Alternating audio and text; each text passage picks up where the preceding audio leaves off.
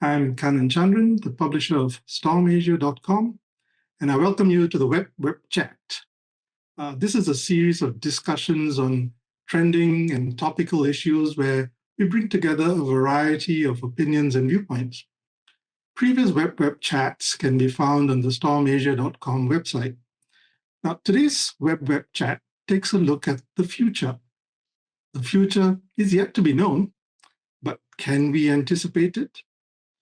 If you think about it, satellites, mobile phones, and AI, which we take for granted these days, were all envisioned long before they became reality. Science fiction author Arthur C. Clarke proposed the idea of satellites in 1945. The science fiction TV series Star Trek introduced the concept of pocket-sized flip communicators back in the 1960s, and Dick Tracy had his two-way wrist radio in 1946, I stand corrected. Now, Alan Turing posed the idea of machines that could think in 1950, and now AI is in our midst. Even Nostradamus, the French astrologer, physician, and seer, published his poetic quatrains in 1555. The vague verses were supposed to have predicted the French Revolution, world wars, the death of Princess Diana. A vivid imagination, perhaps, but the future should not be fettered by fear, narrow-mindedness, or limited by the present.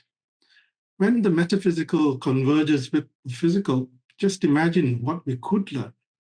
Hence, today's WED WEB chat, Look to the Future, assembles an eclectic group of panelists.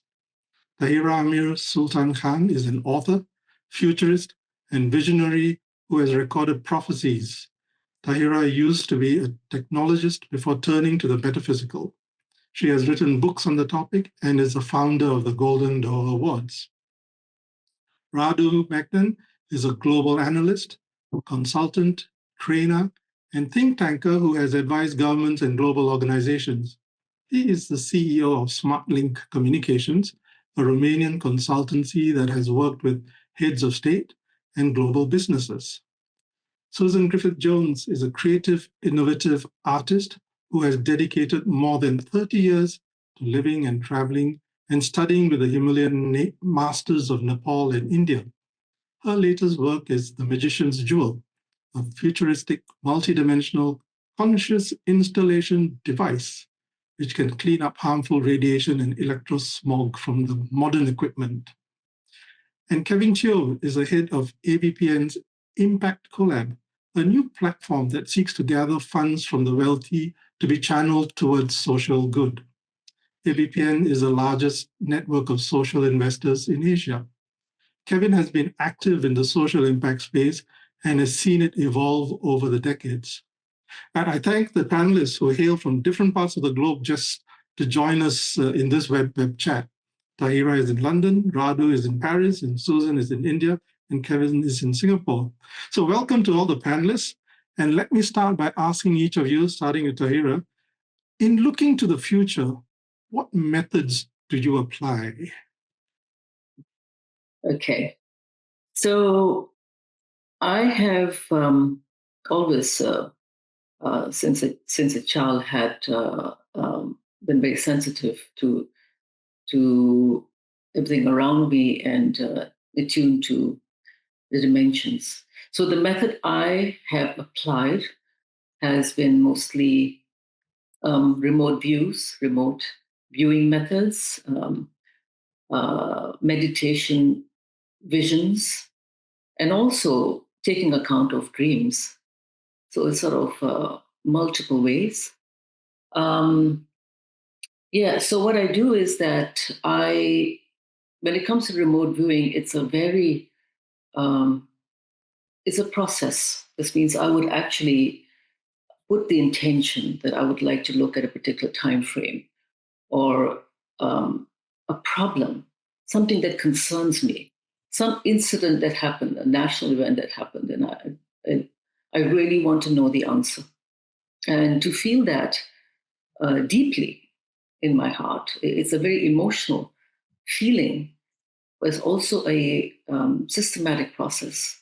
And then taking myself into deep focus and allowing myself to shift into that particular timeline. It could be something that's happening now, which I can't see, or something that's probably going to happen in the future, or that's already happened, but I want to know the details. For example, maybe a plane crash or maybe a terrorist attack. I've done that in the past for various events when I really wanted to know the information.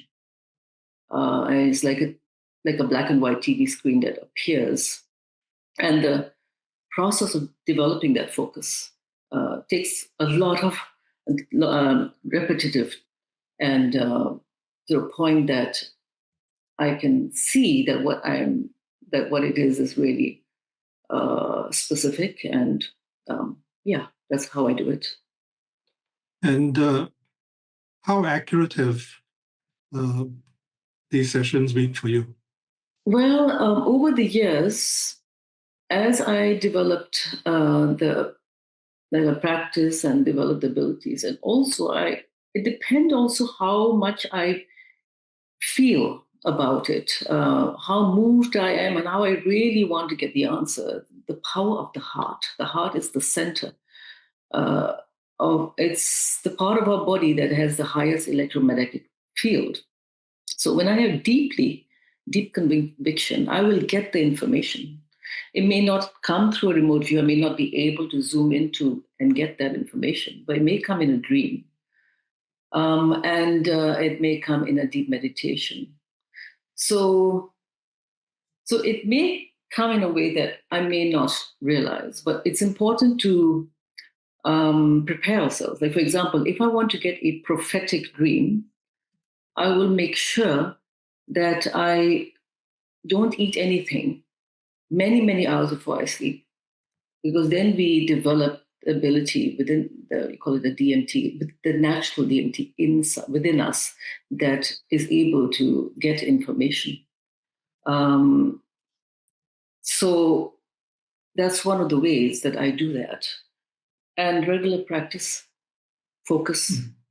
There's all the distractions we have, so much distraction. So if I want to get the information accurately, I would minimize the distractions. I don't carry my phone always with me. I want to be able to be tuned, because every time we carry our phones with us, we drain our energy. So to stay tuned and with the right diet and liquids.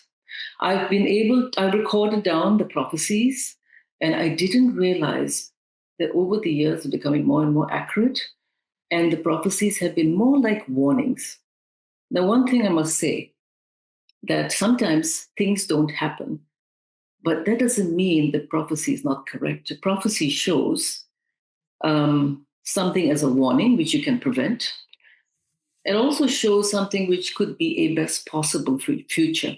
So I've been shown the best possible future so that I can share with others that let's go towards this direction. And when I've shown a warning, it is to make sure that we can prevent it so it doesn't happen. And it also shows me hidden information. I was shown a lot during 2020, COVID, things which people never knew about, what was really happening in China, what was really happening in India. It was not published in newspapers, and I was so stunned. The emotional experience was immense. Yes, and also about reasons for elections. Like, for example, I had never bothered about the American elections, but back in 2021, I was shown that Trump was going to be reelected and why it was necessary as a disruptor. And the reasons were given to me. And he was a disruptor. He was necessary. So I remember when I had this vision, and it came as visions and it came as dreams to reinforce to me that he had to be reelected for a reason. Well, I had a conversation with my dad. He says, "Tahira, no, he cannot be." And I said, "But there must be something there." Sometimes I realize this, that sometimes it doesn't have to be a person who of a best character, but sometimes a person is necessary to do something. as we step into, you call it the new world, and to his role, as I was shown, that he was a disruptor for call it the swamp. They call it the swamp, which is the underground, the shadow government and all that. So this is what I was shown, that he was necessary. Yeah. Okay. All right. Radu. Can I chime in on that point for a bit, Sure, Anna, Kevin. on the Okay. disruptor? Because that really struck a chord with me. I mean, in ADPN's work, we engage with foundations and philanthropists on social investing, which could be donations or impact investing across the region, right? So they support all kinds of causes on the ground. And in that ecosystem, an organization like USAID had played a very big role in terms of the funding that comes into a whole range of countries addressing important development issues. And we know what happened to USAID. It was very suddenly shut down and all the funding vaporized. And, clearly resulting in a substantial amount of turmoil on the ground. But what we saw as a relatively positive disruptive effect of that is that it then opened up space for local supporters to step up and to take action. In certain markets or countries like Cambodia or Laos, less economically advanced, but clearly having their own community of wealth holders. What I picked up over time was that there was so much development finance coming in that a lot of these local stakeholders were just saying, we'll let them take care of it, right? It's like, first of all, there's nothing we could do to add to that. And secondly, it's well taken care of. And that for us at an ecosystem level is not a positive thing, because you do want the local stakeholders to have agency and to be involved and to actually do this work. But in some places, it was just sort of unbalanced. And then we also saw a lot of NGOs on the ground who had USAID as their sole funder, which again is another thing that we often tell the charities and the NGOs on the ground: diversify your funding sources, right? But they've gotten so used to receiving a substantial flow from a single entity, and then overnight it went away. So that was sort of a big lesson that was learned across the board. I think the key in that is this sort of disruptor meant you had to be resourceful and figure out for yourself how are you going to look after yourself rather than keep begging for more, right? That's right. That's right. Yeah. So that's quite a bit of a positive turn of events, arising from despair almost at the funding being cut off, right? Yeah. Radu, how do you view this process in terms of looking to the future? What are your methods, and what do you think of what Tahira and Kevin just said? Thank you so much. I'm on my side, I would say, and my colleagues' side, I would say we're in a way forced to be more classic. We are, of course, looking at the global sources of disruption, the local sources of disruption for our core markets, or the region as a whole. And for us, the core region is Central and Eastern Europe, although we've been looking much closer as a region, for example, at ASEAN, which we have visited quite a lot. What do I mean by classic? I mean, for example, we do a lot of scenario planning, we do a lot of horizon scanning, we look at mega trends analysis and how this could adapt to our market. And the reason why we do this is that it's like a natural extension, a logical extension of our core work, which comes in the field of risk management, public affairs. And we also do a lot of, let's say, CEO or political leaders trainings in terms of leadership, crisis management, and so on. So in a way, for us, why classic is fantastic. And we try to apply and adjust to our market these instruments, which are, I would say, general core foresight consultancy tools for clients. What we have noticed is, because we have a lot of experience with transitional markets, what we have noticed is that clients are more and more interested in horizon scanning and in looking more into the future and preparing. It's not just now a core trait of, I would say, more advanced societies, which are used to the concept of strategy and preparation, but it's also more and more into ambitious and dynamic transition environments. And the question is why? First of all, because I think we are overwhelmed this decade by so many crises. And yes, it's theoretically true that crises bring a lot of opportunities, but at the same time, they could really squash our business, including a medium to large business can go down in a year or two due to, let's say, non-adaptation of business model, a lack of basic preparation for changes in regulatory environment, in public policies, and so on. So from this perspective, I would say people are maturing, and we're starting to see a shift, from typical day-to-day, week-to-week crisis management to let's really prepare for Q4. Let's really make sure that we're ambitious in 2026 or beyond, and so on. So, how far ahead do you usually look for these in these sort of issues? Do you have a short and long-term perspective that you look at, and how far ahead would the long term be? We try to look at the electoral cycle as a maximum. We haven't received really requests because, again, by the nature of our core business, we are more public affairs, risk management, and let's say CO services kind of consultancy. So we haven't been entering a land from consultancies whose materials we read with great pleasure, right? Who are looking at agendas for 2030, 2035, 2040, and so on, separate from any kind of, let's say, national planning. Normally, our clients want to know how much a government wants to stay in, how much a president can succeed in his or her agenda.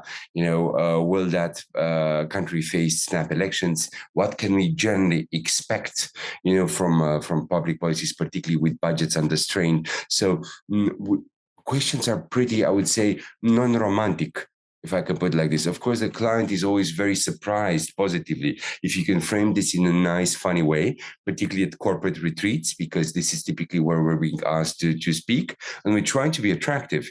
But in between us, their core content of interest is what will we do for the remainder of this year? What will we do next year? Maximum, normally, what will we do under the current president or prime minister? Okay. All right. Now, Susan, let's bring you into the discussion here. What are your methods of looking to the future, and what do you think of what's been said so far? Well, I think at this point in the discussion, I'm going to take us behind the curtain. Because as I've learned and as I've also experienced, it is the consciousness, our consciousness, the consciousness of each one of us that is actually going to decide how the future of this world proceeds. So let's imagine the 8-point-something billion people on this planet now have a certain way of thinking about things, certain modus operandi, certain way of doing things, certain way of projecting their thoughts onto the future. Well, that has immense power. People may not think that they have any power at all to decide what the future is going to bring for us, but each one of us has equal power to do that. So if we divide, say, our existence into how we think and what appears, what we've been talking about here is an appearance of what may happen in the future, timelines that may have already been decided due to past effects, past seeds having been built or planted into the energetic dimensions that are now filtering through into the actual physical reality. So when we have this polarity of consciousness versus appearance, then there is a little bit of a push and pull. And only when that consciousness itself merges into the appearance, Now, I know this is going to sound a little bit metaphysical now, but it's really very, very pertinent to this conversation. And you asked my methods. So I will qualify my methods by having presented that to the panel, that we're going to merge consciousness and appearance together into one thing. And I think if I have to talk about my life, it's been a process of refining that quality. From very, very early on, I too saw deeply into what may be, what could be, insights, and all of these things, very sensitive and rather psychic. It was very unsettling for me growing up in the UK in the 1980s and 90s to have these qualities, because this was not common speak. And you had to kind of hide it in a way that people wouldn't think you're weird and wonderful. So I branched out and followed the intuitions that I was having, unknowing whether it would lead me to complete failure or success, but the heart spoke so deeply that I had to follow it. And I would really say my method is doing what happens. And what does that mean? So I just put out an intention. I put out an intention into the field and let what comes back come back. And then there will be a phone call, and then there will be a mail, and then there will be intuitions coming through my own mind. And I always follow this. I always follow it.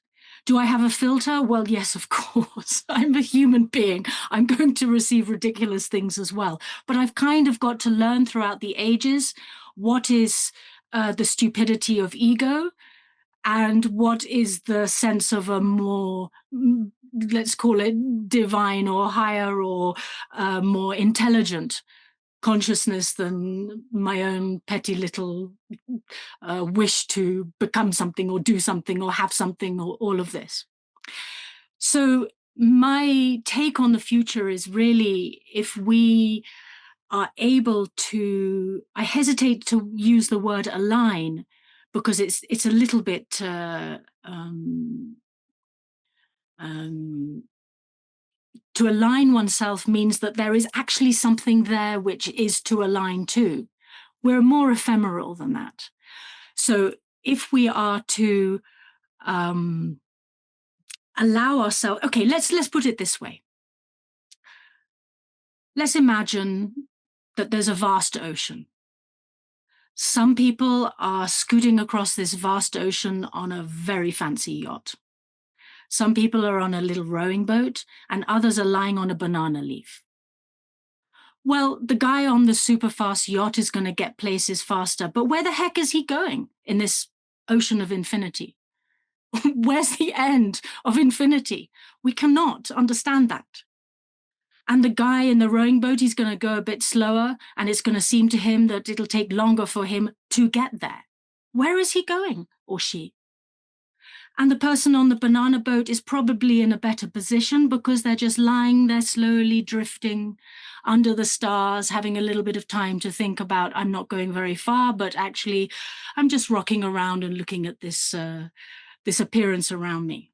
Now take away all those methods of transportation. Now I'm speaking metaphorically here, right? And then boom, you are actually in the ocean itself. So what carries us, our consciousness, is actually separating us from our reality as it really is. We come back to our discussion. So whatever we are thinking, whatever we are impressing into the field is taking effect in the appearance.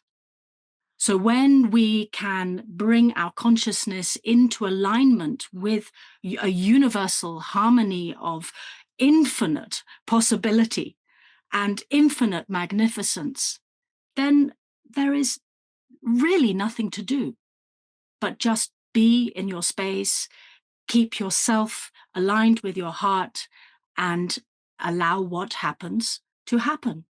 and just do that. Then you're aligned. Your consciousness and your appearance are in perfect alignment with one another. And the future happens very easily in that method. Your present, you're never actually in a future. You are always riding in a present that leads you into a so-called future. That's a three-dimensional way of looking at this reality. There's a past, there's a present, there's a future. I have just explained to you a 4D, if not 5D, way of placing your consciousness in this reality and allowing things just to be. Now, I'm sure you've all got questions on that, because I have just put in a nutshell what I could have spoken to you about for some hours. Yeah. Susan, what you just said also kind of reflects to some extent your boat analogy.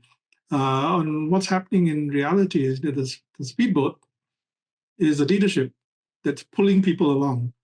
Those in the smaller boat, the people being led, and those just drifting along would probably be the masses, who have very little control over what is being done by the system to them. When we destroy mountains, when we bring down forests, when we do things like this, thinking that we are the only things that matter, the only consciousness that matters is the human consciousness, we are creating an incredible disturbance in the field. Hence, we see what the result is today.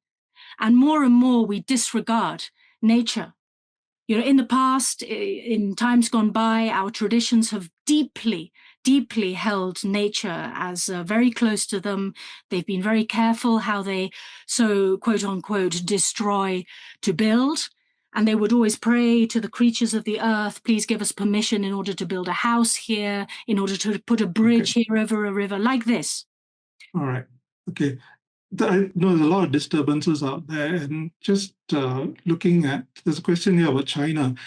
There's a lot of sort of economic issues taking place, geopolitical stuff going on. Radu, do you have a sense on what that might lead us to, all the tensions that are taking place around the world? Hopefully not war. We are facing international relations, what you may call Cold War II. We don't always call it as such, but clearly it's a pretty tense atmosphere around two main competitors, namely US and China. Of course, we feel it at different intensity, across the world. ASEAN, from this perspective, is highly relevant for both China and the US.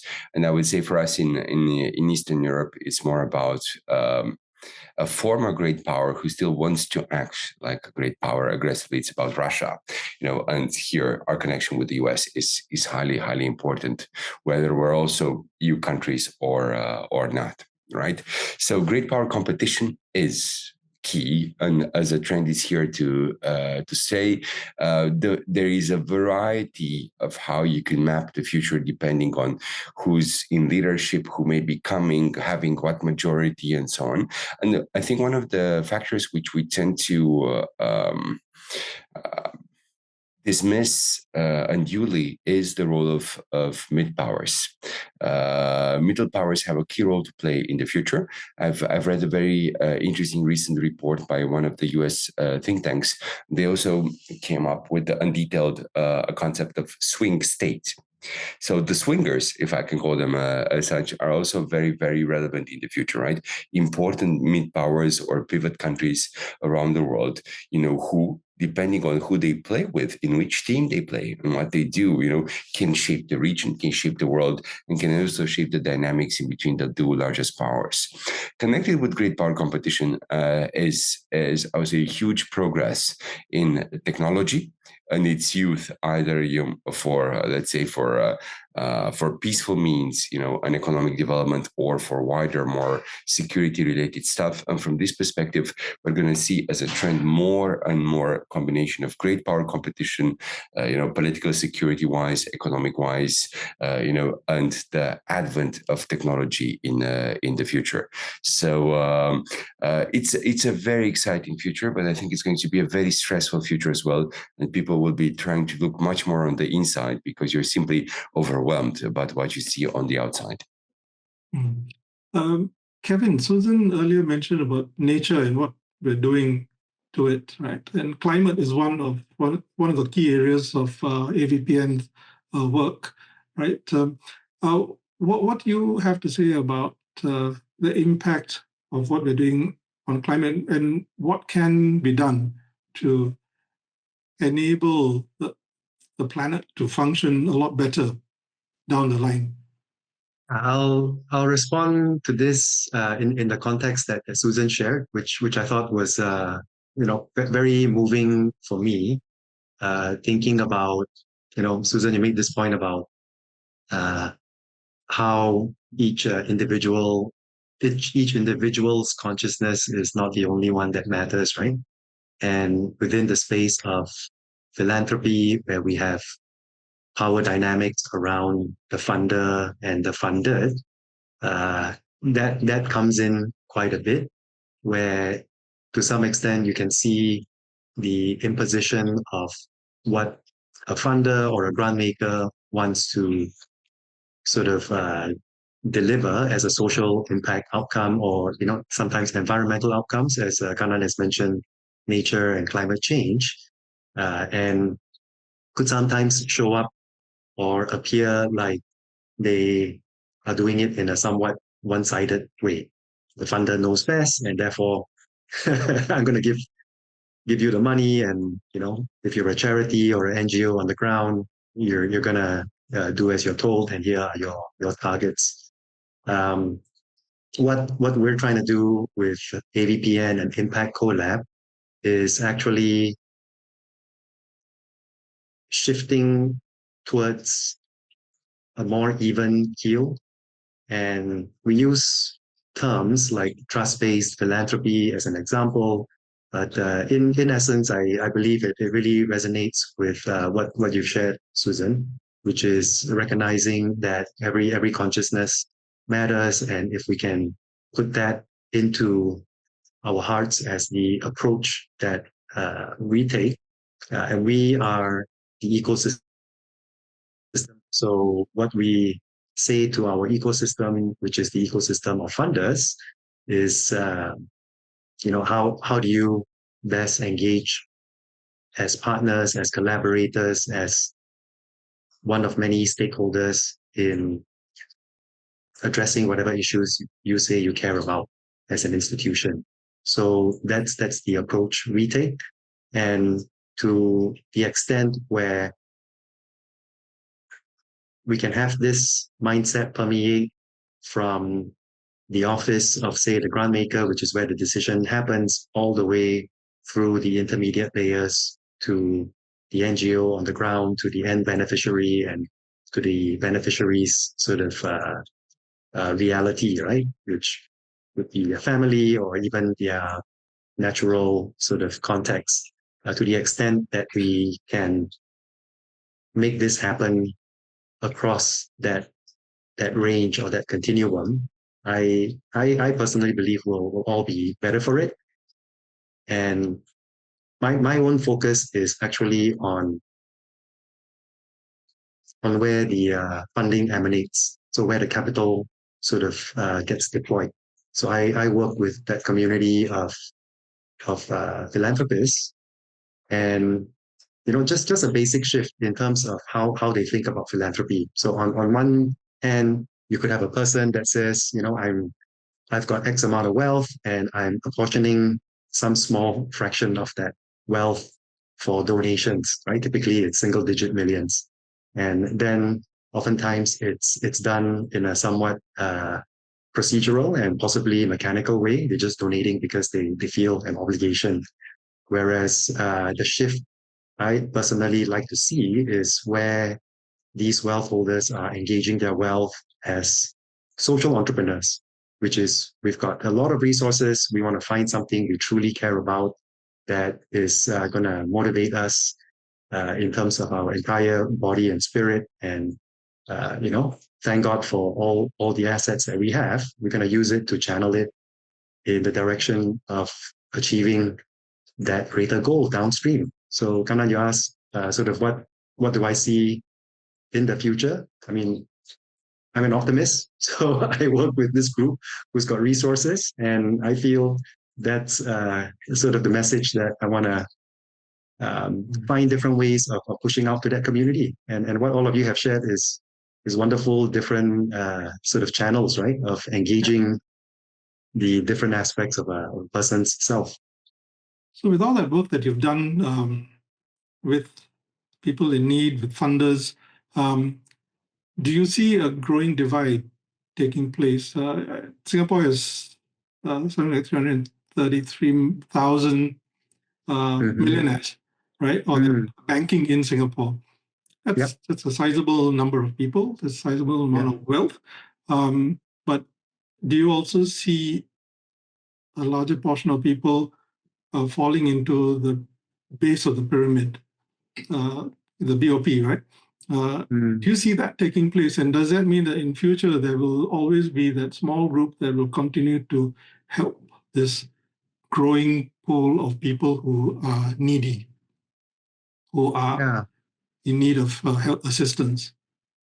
Totally. So, I mean, I personally would prefer to not see it as two separate camps, like, haves and have-nots, but rather anyone who's got any form of a resource or capital to find the agency to just channel it in the most productive way. And we've targeted the group of millionaires because we're working with the private banks, because that's where leverage is greatest. But, we're focused on that. We're trying to make that happen across the board of that community. But then it shouldn't stop there, right? It should go all the way across society to the fullest extent possible. And circumstances change for all of us all the time. So who's in poverty today might be different from who's in poverty tomorrow. Yeah, and poverty means what, right? It's physical poverty or it's mental poverty, all kinds. Tahira, you wanted to weigh in on that? Can I just add one thing to that? Can I add one thing to that? So, Kevin, you mentioned the consciousness aspect that I had said about, but as I understood, you were relating it to human beings. And when we are doing these massive projects, we are disturbing all the other realms as well.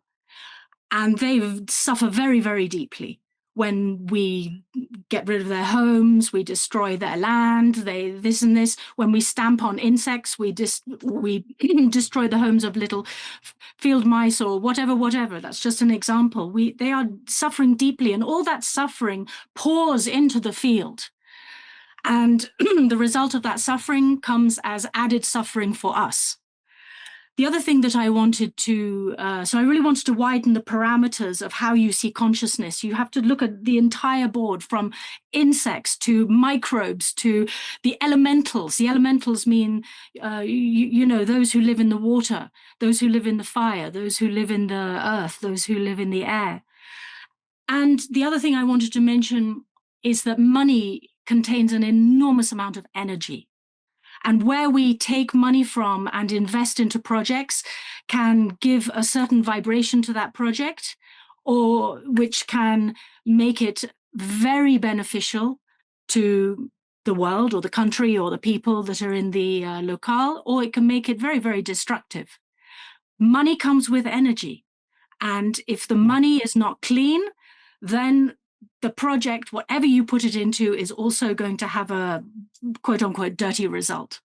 So these are two things I just wanted to add to what you have said. Okay. I'm sure you are thinking of these things, but I just wanted to speak it. Yeah. Thanks for bringing it up. Tahira, you wanted to say something? Yes.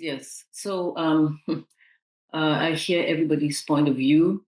I would say that I look at things in a way like as a bridge between what Kevin and Radu have mentioned is more practical, real world, what's happening on the ground. And then Susan is very much into the consciousness. I see myself as a bridge. I'll tell you an example. I may have just talked about the methods of remote viewing and all that, but I'm very much involved with making what's ethereal, what's in the consciousness, what we receive in the consciousness, what we're being directed, to making it real and making sure that it's aligned. That's important. heaven on earth. So I'm involved in a project, we call it the Through the Golden Door Eco-Societies. And that came through messages of what was the optimal. It came through, not just through my consciousness, the God consciousness, and also the world as a collective, the feelings of what was better for us. And that came through.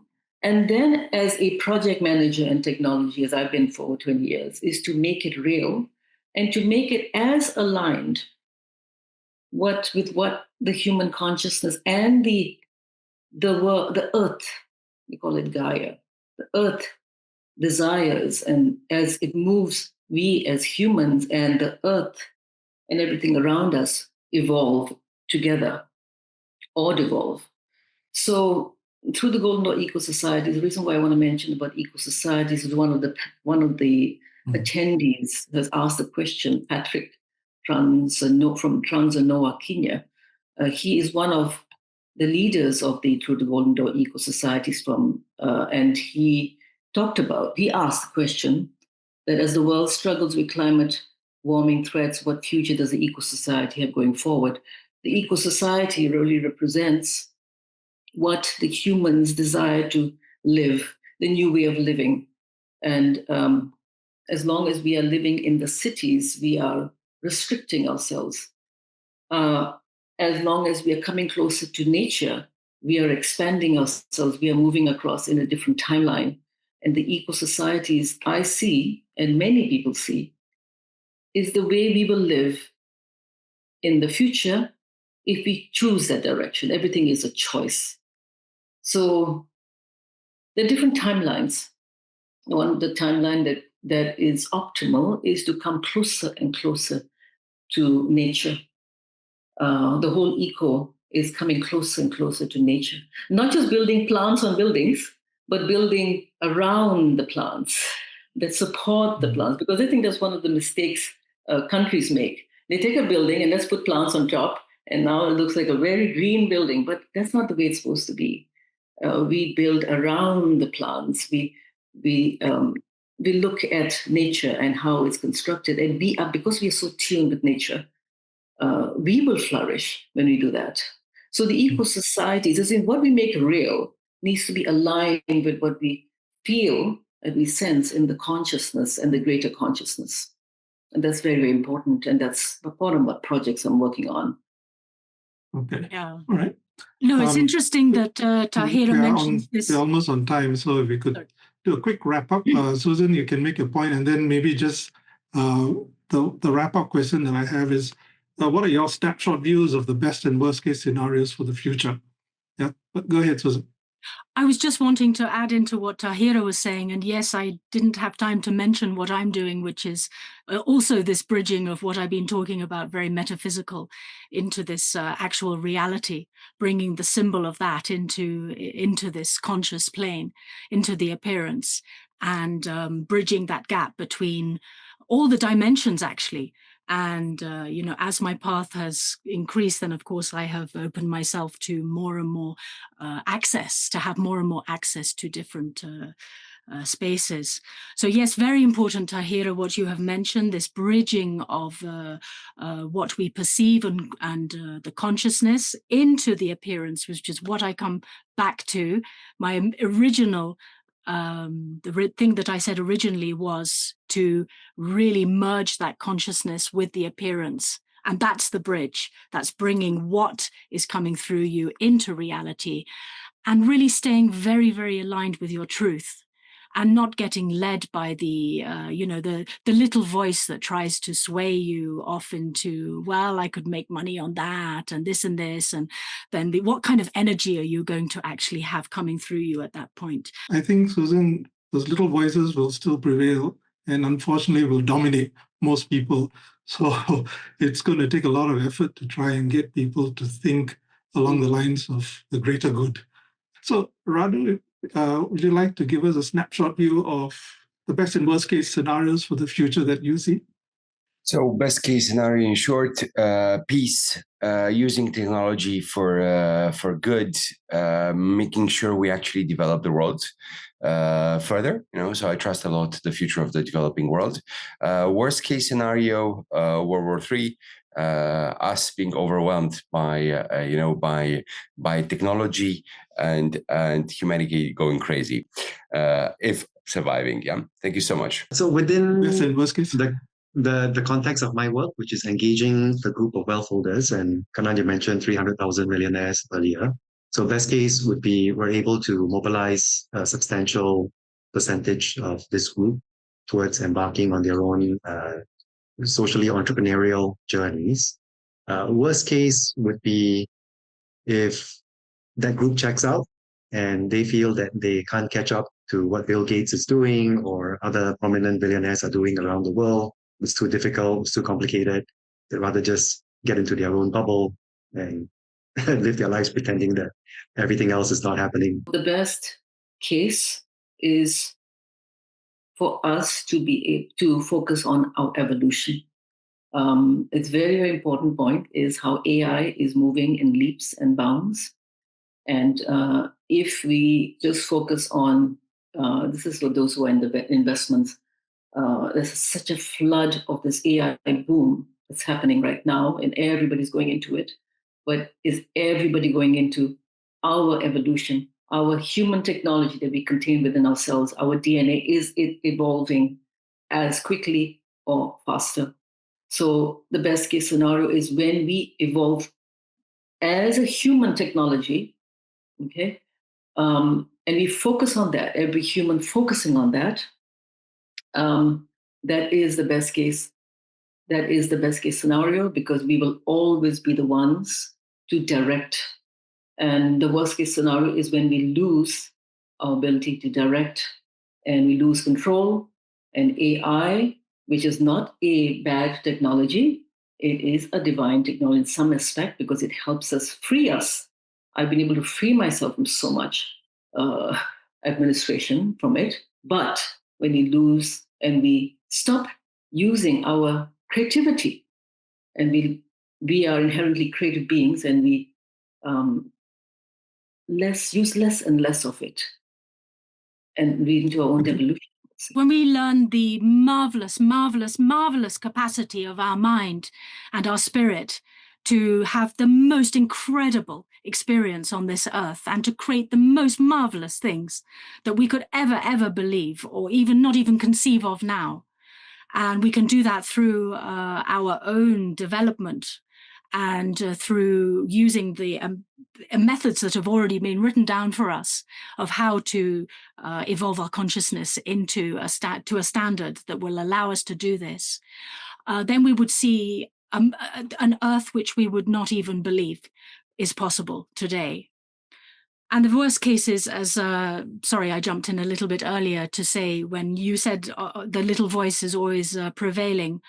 Well, unfortunately, the little voice will prevail until there's enough suffering to force that little voice to turn inward and to find these methods to awaken to what the mind and the spirit is actually capable of.